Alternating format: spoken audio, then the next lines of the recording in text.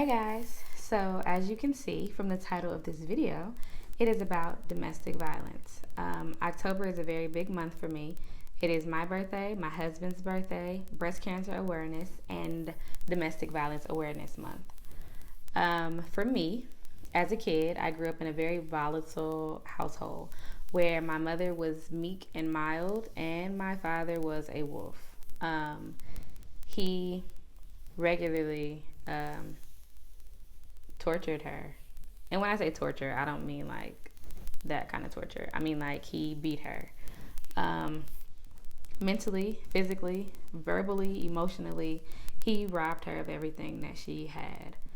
Um, and I don't think that there was anything that anyone could have done to make her leave him because she loved him and she loved him very hard. There was a point where I thought that drugs is what made him volatile towards her because he was introduced to crack cocaine. But later on in life, I found out that the woman he was with prior to my mother, he was abusive to also, and in the same manner.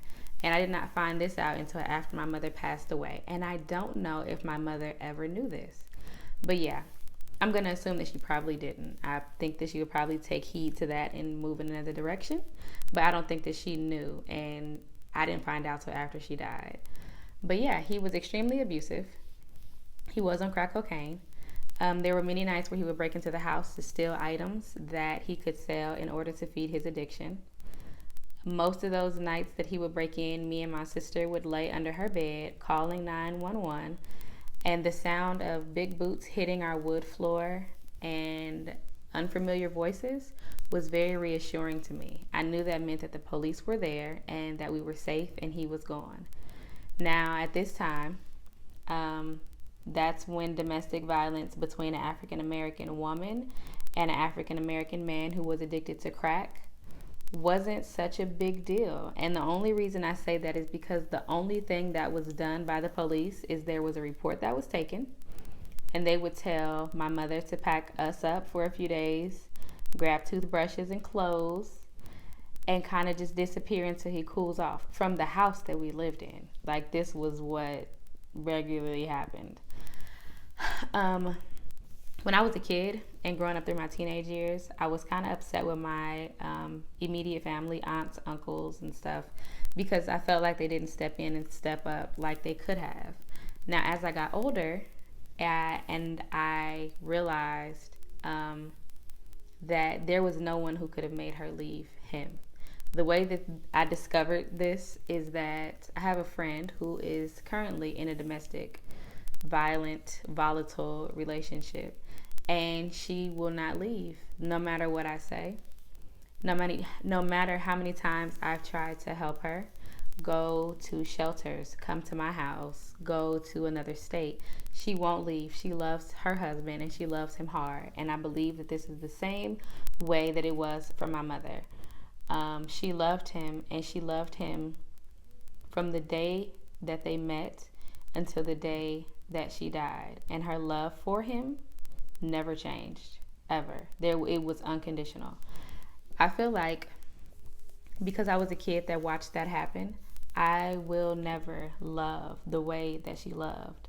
I feel like I was robbed of that in my own marriage, in my relationships with friends and anyone, my loyalty, my trust in them, my fear of them changing.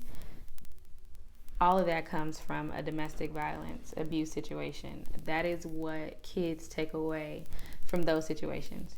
So if you're a parent, a mother, an uncle, or a cousin of someone in a domestic violence situation, or if you're in the situation yourself, if you don't leave for yourself, please leave for the future of your kids. Because know that even if you get out of the situation, their futures will be affected no matter what. And the best thing that you can do is walk away. For me, my mother never walked away. She died. She didn't walk away. If she could have continued to work on that relationship, I honestly believe that she would have. I think the only reason that they ever got divorced was because she needed government assistance while he was in prison in order to care for me and my sister and while she was in college. That's the only reason I can think that she divorced him. Of course, I was when she passed away. I wasn't old enough to have this discussion with her, and I wish that this is something that we could have talked about because maybe it could have helped me in the situation that I'm in right now, which is the fact that my husband will never have the trust that he should have, because the person who was supposed to love and take care of me and the person I was supposed to trust destroyed all that in my childhood, very early in my childhood. But yeah, if you know somebody that is in a domestic dispute situation and they have kids, you cannot pull the mother away or the father away because fathers are also abused. You cannot pull those parents away from each other. They won't go unless they're ready to go. But please grab a hold to those kids, even if it's just on a weekend or a few nights out of the week. Anything that you can do will definitely help to bring them light into their life, to find someone else to trust, to find someone else that is loyal to them, and to help them with relationship building that they're not getting from home. So if you have a situation like this, all I can say is leave. Leave early, leave before you are silenced permanently. Leave before your kids are affected in a whole nother manner.